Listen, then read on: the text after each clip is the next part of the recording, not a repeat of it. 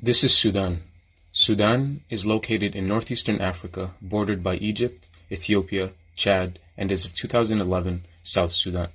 This is the story of the revolution of the third largest country in Africa.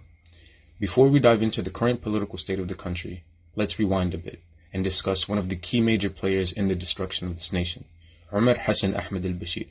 Al-Bashir served as the 7th president of Sudan after coming into power in 1989, following a military coup in which he led that ousted the democratically elected government of the prime minister at that time, Sadiq al-Mahdi. Through 3 elections that were all under scrutiny for electoral fraud, al-Bashir managed to extend his reign and stay president for almost 30 years. During his presidency, on March 4, 2009, al-Bashir was convicted of directing a campaign of mass killing, rape, and genocide in Darfur, making him the first sitting head of state to be indicted by the International Criminal Court, the ICC. Unrest began in Sudan on December 2018 due to the economic crisis that was ever more severe in the country. Struck with all-time high records of inflation, cash crisis, and lines for gas, ATMs, and even bread, living conditions became almost unbearable. Small spontaneous protests soon morphed into larger-scale anti-government marches and demonstrations, demanding Bashir to step down immediately. The protesters were met with tear gas, beatings, arrests, and even death. This didn't scare the Sudanese people. In fact, it had a completely opposite effect. The SPA, the Sudanese Professionals Association, an umbrella coalition for professional unions, organized and led the protests. The protests continued systematically with minor numbers until a breakthrough occurred on April 6th, when hundreds of thousands of people gathered for a sit-in outside the military headquarters, refusing to leave until the demands were met. On April 11, 2019, 4 days after these protests, al-Bashir was overthrown by a military coup and placed under arrest. The people rejoiced in triumph and the streets of Sudan were full of celebrations. The ousted president was immediately replaced by a military council led by Ahmed Awad ibn Auf.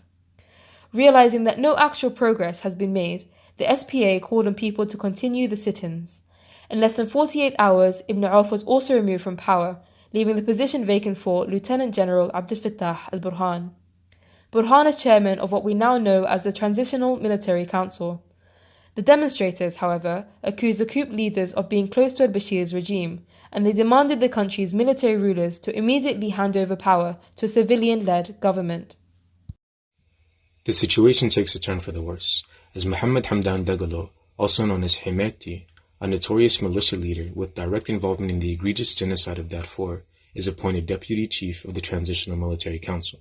Hemeti, who since 2013 has also been the commander of the Sudanese paramilitary forces, known as the Rapid Support Force, the RSF, has an estimated 30 to 70,000 soldiers under his command. With support from the EU over the years for migration control, under the Khartoum process, to billion-dollar funding for his involvement in the Saudi Arabian, United Emirates-led military coalition in Yemen, it comes as no surprise that Hemeti is considered to be the most powerful man in Sudan at the moment. Fast-forwarding to May 14th of this year, 5 people are reported dead after an attack by covert forces linked to the RSF in an attempt to disrupt the sit-ins. Hemeti, however, denies any involvement, claiming that the attackers were imposters dressed in RSF uniform. Immediately afterwards, following this attack, the military reached out to the Forces for the Declaration of Freedom and Change, the FFC, which includes the SPA and other protester associations, for negotiations to establish a transitional government for a 3-year period consisting of both forces. Following these negotiations, which were initially postponed, the 2 parties were unable to reach an agreement and the negotiations were cancelled, with the military demanding the removal of barricades from the sit-ins. And then, the unexpected happened. During the early morning hours of Monday, June 3rd, the last day of the holy month of Ramadan, as the Sudanese people were peacefully protesting outside of the military headquarters, hundreds of military vehicles and pickup trucks with no license plates, armed with heavy firearms and carrying close to 10,000 soldiers, began to survey the area, surrounding the headquarters and the protesters. At around 6 a.m., the joint forces of the TMC and the RSF began shooting the protesters with live ammunition, sound bombs, and tear gas, storming the unarmed protesters from all directions. The joyous songs that were once sung by the people were now replaced with the sound of bullet cases hitting the floor and bodies collapsing. As of June 5th, there have been over 250 confirmed deaths, among them those whose bodies were thrown into the Nile River, 723 injured, 650 arrested, 48 women raped, 6 men raped, and one suicide due to rape-induced trauma. After what was called the massacre of June 3rd, activists suspended their talks with the military, accusing them of using force to disperse their sit-ins.